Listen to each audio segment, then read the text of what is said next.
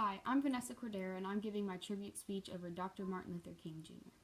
Dr. King was the greatest leader in U.S. history. He was a leader in the African American Civil Rights Movement.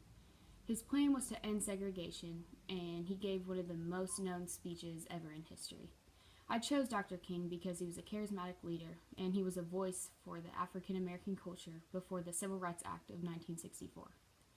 In 1964, Congress passed the Civil Rights Act. The African American Civil Rights Movement took place from 1958 to 1964. Dr. King successfully led the Civil Rights Movement through the 1960s. The African American Civil Rights Movement had a goal to end racial discrimination and segregation against Black Americans and to provide protection and citizen rights. They wanted to just make everything equal for everyone. So getting to one of my main points is segregation is the separation of individuals into racial groups in everyone's daily lives. So it applied to many things, including different colored water fountains, unable to eat at certain restaurants, using certain bathrooms, attending schools, and even unable to ride on buses or trains. And segregation itself is defined by the European Commission Against Racism and Intolerance, which is known as the act by a person being separated by other people for no good reason. Racial segregation is usually when members of different races prefer to work or just do stuff together with people of their own kind. Which brings us to the Montgomery bus boycott.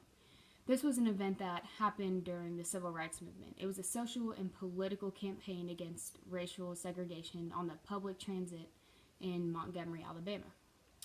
This campaign started on December 1st, 1955, when Rosa Parks was just doing her own thing and she was asked to move seats, and she refused to for a white person. So they arrested her.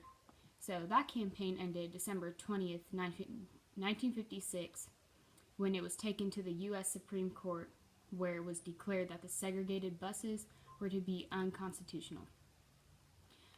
And Dr. King delivered a public speech on August 28th, 1963. Known as the I Have a Dream. It was delivered to end racism in the United States. The speech was delivered in front of 250,000 civil rights supporters on the steps of the Lincoln Memorial. In King's speech, he described his dreams of freedom and equality to form a land free of slavery and hatred. Martin Luther King Jr. was a humanitarian and leader in the African American Civil Rights Movement. He had contributed many factors on this time period that changed who we are today. Dr. King was just a man with an idea that had accomplished a goal that no one could ever achieve. Thank you.